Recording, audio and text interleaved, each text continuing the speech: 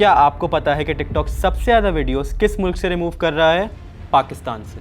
2025 की Q1 report में TikTok ने बताया कि टिकटॉक ने दुनिया भर में सबसे ज़्यादा कंटेंट पाकिस्तान से डिलीट किया है, 24.9 million videos just in 3 months. TikTok अपनी रिपोर्ट में लिखता है, proactive removal rates in Pakistan remain high at 99.4%, with 95.8% of these videos removed within 24 hours. लेकिन सवाल ये उठता है, क्या पाकिस्तानी कंटेंट वाकई इतना प्रॉब्लमैटिक है या रूल्स ही कुछ और है? टिकटॉक कहता है कि वो अपनी ग्लोबल कम्युनिटी गाइडलाइंस फॉलो करता है, यानी कंटेंट जिसमें nudity, hate speech, harassment, dangerous acts या मिस इन्फॉर्मेशन हो, ये सब रिमूव होता है, चाहे वीडियो पाकिस्तान में बनी हो या पोलैंड में। लेकिन पाकिस्तान में इन ग्लोबल फिल्टर्स के साथ साथ एक और चीज़ ऐड होती है, लोकल लॉज और मॉरल कोड्स। यहाँ पीटीए अगर किसी कंटेंट को इमोरल, वल्गर, अनइस्लामिक समझें तो वो उस ऐप को बैन भी कर सकते हैं और कंटेंट को टेक डाउन भी करवा सकते हैं। इस टेंशन की वजह से टिकटॉक और पीटीए का एक लव हेट रिलेशनशिप रहा है फॉर ईयर्स। 2020 से लेकर अब तक टिकटॉक पाकिस्तान में 4 दफ़ा बैन हो चुका है।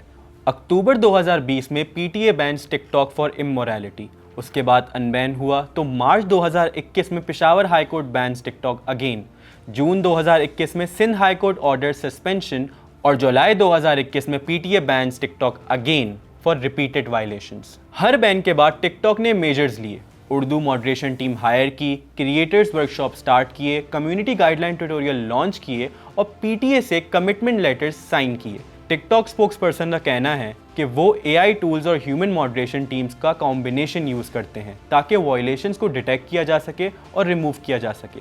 पाकिस्तान में अपनी प्रेजेंस एक्सपेंड करते हुए टिकटॉक ने लोकल एक्सपर्ट्स हायर किए जो पाकिस्तानी कल्चर और लैंग्वेज को अच्छी तरह समझते हैं। टिकटॉक के मुताबिक यूजर्स को रिपोर्टिंग टूल्स और प्राइवेसी सेटिंग्स भी मिलती हैं जिससे वो ऑफेंसिव या अनसेफ कंटेंट को रिपोर्ट कर सकते हैं। जब कोई रिक्वेस्ट मिलती है from PTA to remove that content, TikTok अपनी कम्युनिटी गाइडलाइंस और टर्म्स ऑफ सर्विसेज और लोकल लॉज के मुताबिक असेस करता है। अगर कंटेंट रूल्स या लॉज वायलेट कर रहे होते हैं तो उसे रिमूव किया जा सकता है या रिस्ट्रिक्ट किया जा सकता है।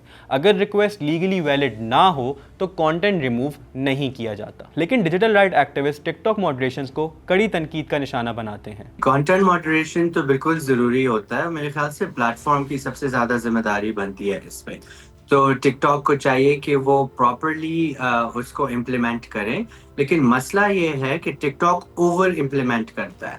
तो कोई भी कंटेंट रिपोर्ट होता है या गवर्नमेंट की तरफ से रिक्वेस्ट आती है, हमने टिकटॉक की ट्रांसपेरेंसी रिपोर्ट्स में देखा है कि 90% से ज्यादा उनकी कंप्लायंस है और ये बहुत बड़ा मसला है। लेकिन ऑब्वियसली इसका एक कॉन्टेक्स्ट है, क्योंकि माजी में हमने देखा था 2020 और 21 में टिकटॉक को तकरीबन 4-5 दफा पाकिस्तान ब्लॉक कर चुका था। क्या ये वीडियो आपको अच्छी लग रही है? ऐसी मजीद वीडियोस के लिए अभी नुक्ता ऐप डाउनलोड करें। अगर एक डांस वीडियो बर्लिन में ठीक है और वो लाहौर में ब्लॉक हो सकती है और वो वीडियो टिकटॉक गाइडलाइन के मुताबिक सही भी है और अगर पीटीए कहे अगेंस्ट मोरालिटी है तो उसे रिस्ट्रिक्ट कर दिया जाएगा। हमने जब पीटीए से पूछा कि जब टिकटॉक की कम्युनिटी गाइडलाइंस ऑलरेडी मौजूद हैं, why are there more restrictions then ban, तो पीटीए ने जवाब में 24 मिलियन से ज़ायद कंटेंट रिमूवल को एक अच्छा स्टेप करार दिया और कहा कि पाकिस्तान में टिकटॉक का बड़ा यूज़र बेस है, लेकिन अभी भी ऐसा कंटेंट मौजूद है जो लोकल लॉज और सोसाइटल नॉर्म्स के खिलाफ है। पीटीए के मुताबिक टिकटॉक के साथ एंगेज रहना ज़रूरी है ताकि ऐसे कंटेंट रिमूव हों जो कल्चरल सेंसिटिविटीज़ और कानूनी हुदूद के खिलाफ हैं। पीटीए ये भी कहता है कि वो सिर्फ अपनी तरफ से नहीं बल्कि पब्लिक और गवर्नमेंट कंप्लेंट्स पर भी एक्शन लेता है।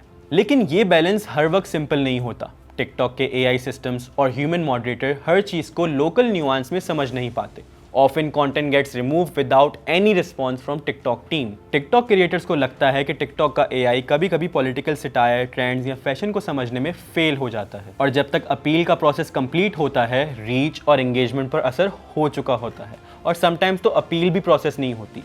याद रहे कि TikTok is still not monetise in Pakistan और कुछ क्रिएटर यूज करते हैं वीपीएन टू मोनेटाइज देमसेल्व्स। ख्याल से टिकटॉक जो है इंसानी हुकूक और इजहार राय के जो हुकूक हैं उनकी खिलाफ वर्जी कर रहा है इतनी ज्यादा सेंसरशिप करके। तो इसमें हम यही देखते हैं कि इतने ज्यादा लोग हमारे पास भी आके कहते हैं कि हमारी टिकटॉक की वीडियो हट जाती है और अक्सर केसेस में ये भी होता है कि उनका जो आर्टिफिशियल इंटेलिजेंस का सिस्टम है कंटेंट मॉडरेशन का वो हटा देता है। तो इसमें जरूरत है कि टिकटॉक ज्यादा आर्टिफिशियल इंटेलिजेंस ठीक है, आप उसको फ्लैग करें, लेकिन फिर आप इंसानी जो ज़हनियत है, आप इंसानों को, ह्यूमन मॉडरेटर्स को इस्तेमाल करें, जो उसको देख सकें कि क्या ये सही में वायलेट करता है या नहीं।